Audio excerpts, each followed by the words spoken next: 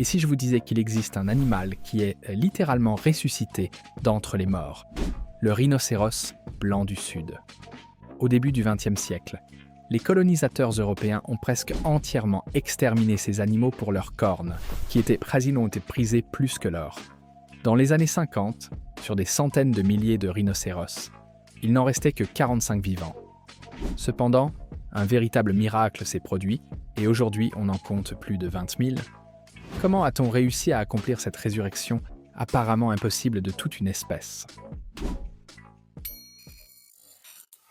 Au début du XXe siècle, les savanes africaines résonnaient du martèlement de milliers de rhinocéros. Le rhinocéros blanc du Sud, deuxième plus gros mammifère terrestre de la planète, après l'éléphant, errait librement dans les vastes étendues du Tchad, à l'Afrique du Sud. Ces créatures majestueuses étaient une des parties intégrantes de l'écosystème, de véritables architectes du paysage. Mais l'époque de la colonisation arriva, et tout changea radicalement.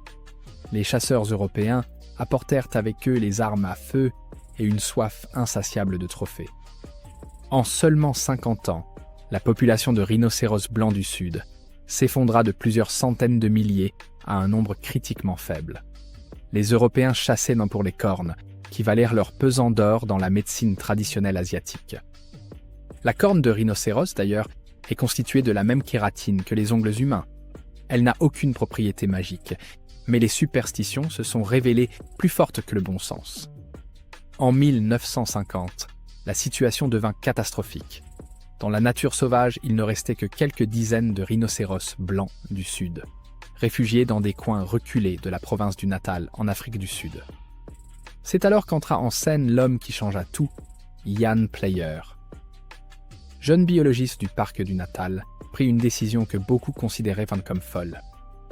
Player proposa de capturer tous les animaux sauvages restants et de les placer sous protection 24 heures sur 24. Imaginez l'ampleur de l'opération. Attraper vivant un géant de 2 tonnes sans lui faire de mal.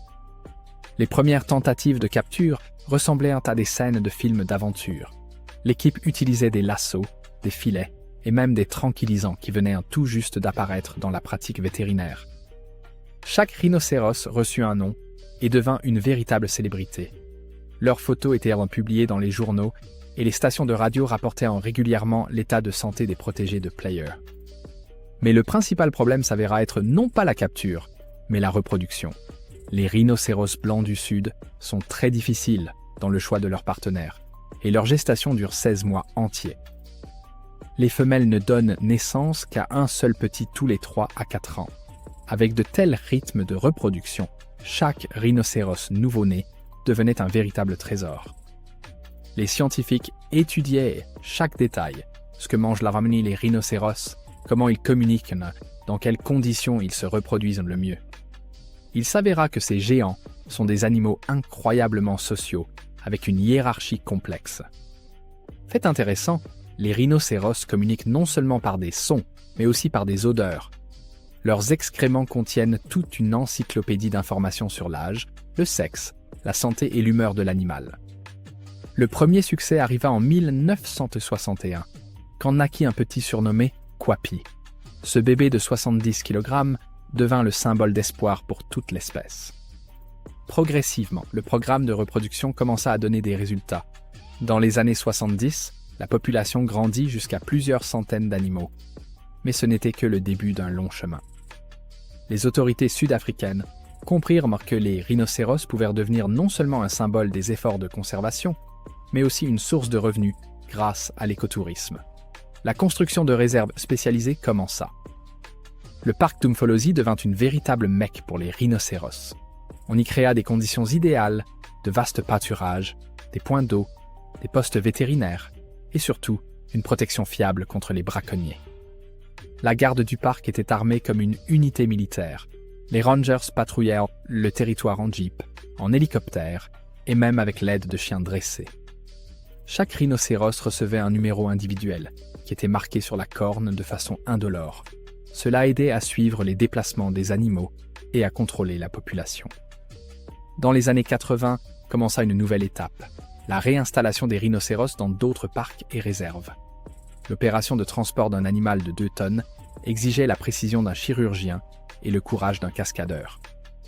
Les animaux étaient endormis avec des fléchettes spéciales, chargées sur des camions et transportés sur des centaines de kilomètres.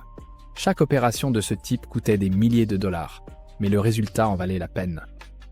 Parfois, dans des situations particulièrement complexes, quand le rhinocéros se trouvait dans un terrain difficile d'accès, on utilisait des hélicoptères pour le transport. Progressivement, les rhinocéros blancs du Sud apparurent au Zimbabwe, au Botswana, en Namibie. Chaque nouvelle population devenait une assurance contre d'éventuelles catastrophes dans d'autres lieux. Les scientifiques découvrirent une chose étonnante. Les rhinocéros possèdent une excellente mémoire et sont capables de mémoriser les pâturages, les sentiers et les lieux dangereux pour des décennies. Les jeunes mâles organisent de véritables duels pour le droit au territoire. Ces combats semblent effrayants, mais mènent rarement à des blessures graves, car les cornes sont principalement utilisées pour intimider. Dans les années 2000, la population de rhinocéros blancs du Sud dépassa 10 000 animaux. L'espèce qui était considérée comme condamnée revint à la vie grâce à la persévérance humaine. Aujourd'hui, ces créatures majestueuses errent à nouveau dans les savanes africaines, mais sous l'œil vigilant des protecteurs de la nature. Chaque rhinocéros compte, chaque petit, c'est un petit miracle. Les parcs modernes utilisent des drones, des caméras thermiques et des systèmes d'intelligence artificielle pour surveiller la population. Les technologies du XXIe siècle servent les géants ancestraux de la planète. Mais la lutte n'est pas encore terminée. Le braconnage reste une menace sérieuse, particulièrement dans les régions avec un haut niveau de pauvreté, où la corne de rhinocéros peut valoir toute une fortune. L'histoire du rhinocéros blanc du Sud prouve que même quand tout semble perdu, la détermination humaine est capable de faire des miracles. C'est une leçon d'espoir pour toutes les espèces en voie de disparition de la planète. Aujourd'hui, plus de 20 000 rhinocéros blancs du Sud vivent dans le monde, chacun portant en lui l'héritage génétique de ces quelques héros qui ont survécu au milieu du siècle dernier. Cette histoire incroyable montre que l'activité de conservation nécessite non seulement de l'argent et des technologies, mais aussi la foi dans le succès, la patience et la disposition à agir, même quand les chances semblent infimes. Le rhinocéros blanc du Sud est revenu du bord du gouffre et symbolise maintenant le triomphe de la volonté humaine sur les forces de destruction. Abonnez-vous à la chaîne et n'hésitez pas à partager votre opinion dans les commentaires. C'est important pour les algorithmes de YouTube.